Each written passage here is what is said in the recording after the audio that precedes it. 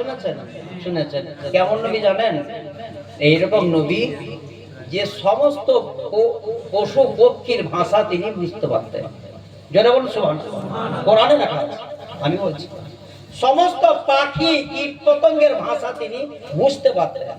সারা পৃথিবীর সমস্ত মানুষ তো দূরের কথা, সারা পৃথিবীর জিন জাতি তার অনুভব করছিল। বলুন সুবহানাল্লাহ।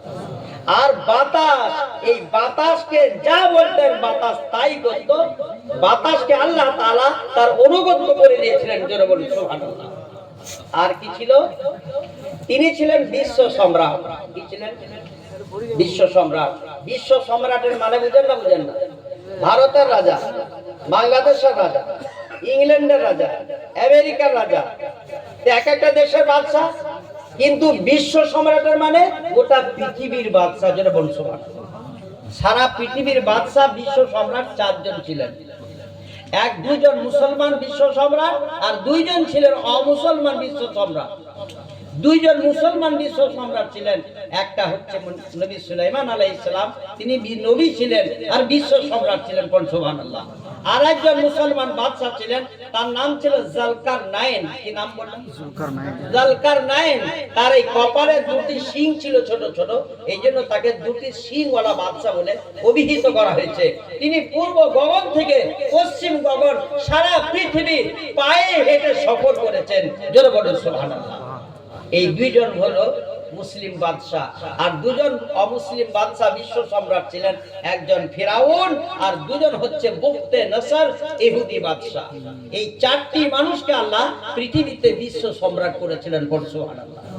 হযরত সুলাইমান আলাইহিস সালাম যেহেতু তিনি বিশ্ব সম্রাট ছিলেন, তাই পৃথিবীর রাজা প্রজাদের খবর নেওয়ার জন্য মাঝে মধ্যেই তিনি পৃথিবীতে বিচরণ করতেন। প্রধানমন্ত্রী পশ্চিমবঙ্গে এলে কিসে আসে? হেলিকপ্টারে। ইংল্যান্ড যায় কিসে যায়? বিমানে। আমেরিকা যায় বিমানে, উড়ে যায়। কিন্তু নবী সুলাইমানের আমলে তো বিমান ছিল না, রকেট ছিল না, হেলিকপ্টার ছিল না। তাহলে বিশ্ব সম্রাট হয়ে পৃথিবীর খবর তিনি কি করে রাখবেন? আল্লাহ তাআলা তাকে এমন একটা ক্ষমতা দিয়েছিলেন। এই যে যেমন এই চৌকিটাতে আমরা বসে আছি, আমি, এটা একটা চৌকি, 15x15, 10x15 একটা চৌকি, 4টে পায়া আছে একটা চৌকি, ঠিক তো? এইরকম একটা চৌকির উপরে তিনি বসতেন। সে চৌকিটা কত বড় ছিল শুনে অবাক হয়ে যাবেন। 30,000 চেয়ার বেঞ্চি চৌকির উপরে থাকতো। 30,000 জিন ইনসান চৌকিতে বসতো, চেয়ারে বসতো। আর একটা হান্ডিতে, তামার রাঙি হান্ডিতে, একটা হান্ডিতে 10টা উটের মাংস রান্না করে চাপিয়ে নিতেন। এইরকম হান্ডি 100টা থাকতো। একটা হান্ডিতে 10টা উটের মাংস, 100 হান্ডি থাকতো। 1000 উটের মাংস রান্না করে 100 হান্ডিতে চাপিয়ে নিতেন। 30,000 জিন ইনসানকে বসে নিতেন। মাঝখানে এইরকম সিংহাসন তৈরি করতেন আর বলতেন, ওরে বাতাস আয় আয় আয় শোন। বলে, কি বলছেন? লাব্বাইক বাদশা, আমি হাজির আছি, বলুন কি করতে হবে? বলে, আমার এই চৌকিটাকে অমুক দেশে তো উড়িয়ে নিয়ে চল। সকাল থেকে সন্ধ্যা পর্যন্ত বাতাস তার চৌকিকে 1 মাসের পথ অতিক্রম করে উড়িয়ে নিয়ে যেত। সুবহানাল্লাহ বলেন। এবার চৌকিটা উঠতেছে, আকাশে উড়ে যাচ্ছে, আর হঠাৎ করে একটা দরবেশ আল্লাহওয়ালা বাড়ির বাইরে বেরিয়ে এসেছে।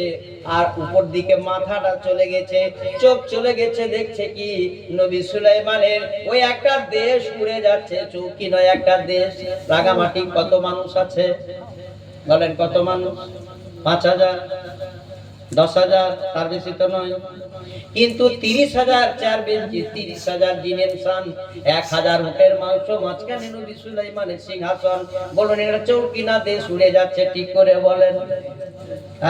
তাহলে একটা দেশ উড়ে যাচ্ছে, কি ভয়াবহ ব্যাপার! বিনা কলে উড়িয়ে চলে তক্তে সুলাইমান।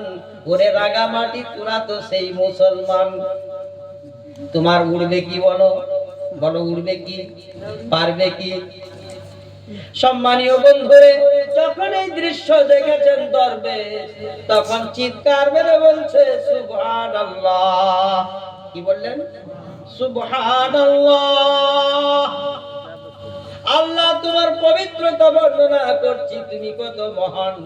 নবী সুলাইমানকে কত দিয়েছো সম্মান, যে এত বড় একটা দেশ বিনা কলে বিনা ইঞ্জিনে বাতাসের সাহায্যে উড়ে যায়।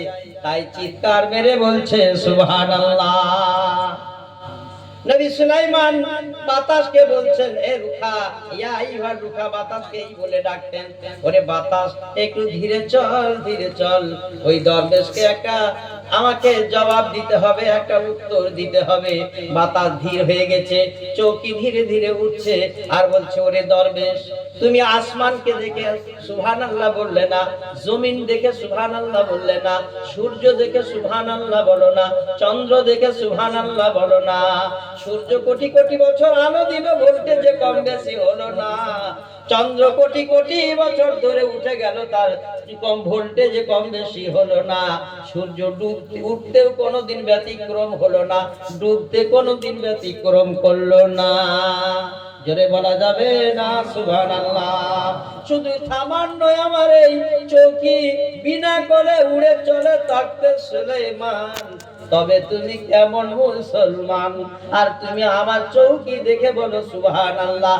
তবে শুনো হে দরবেশ, শুনো হে দরবেশ, যে মুমিনের জবান দিয়ে একবার সুবহানাল্লাহ বেরোয়, সাত আসমান সাত জমিনকে যদি এক পাল্লায় চাপানো হয়, আর সুবহানাল্লাহ বলার জবানকে যদি অপর পাল্লায় চাপানো হয়, তবে সুবহানাল্লাহ বলার জবানের দাম বেশি হয়ে যাবে। জোরে বলুন সুবহানাল্লাহ। সুবহানাল্লাহ, আলহামদুলিল্লাহ, লা ইলাহা ইল্লাল্লাহ। সুবহানাল্লাহ, আলহামদুলিল্লাহ, লা ইলাহা ইল্লাল্লাহ। সুবহানাল্লাহ, আলহামদুলিল্লাহ, লা ইলাহা ইল্লাল্লাহ। শেষ হবে না। 100 বছর যদি ঘোড়া ছুটে যায়, তবু একটা গাছের ছায়া শেষ হবে না। এইরকম গাছ 100 বার যদি বলে 100টা লাগানো হবে। জান্নাতের বাগান তৈরি করে তোমার উম্মত যেন দুনিয়া থেকে আসে। পড়বো ইনশাআল্লাহ, পড়বো ইনশাআল্লাহ, তৈরি হব ইনশাআল্লাহ।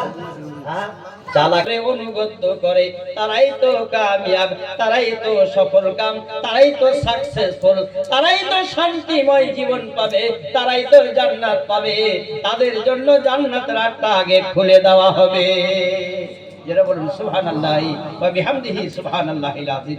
সেই জন্য সম্মানীয় সুধী, কত আর বক্তৃতা রাখবো আপনাদেরকে। আপনারা অনেক শুনেছেন, অনেক বুঝেছেন, অনেক জেনেছেন। আমাদের এখন চাই ঈমানকে চাঙ্গা করা, মজবুত করা, পূর্ণ মুমিন হতে হবে। বলুন ইনশাআল্লাহ। ইনশাআল্লাহ। পাক্কা ঈমানদার, সচ্চা মুসলমান আমাদেরকে হতে হবে। সুন্নতের পথে সকলেই চলো।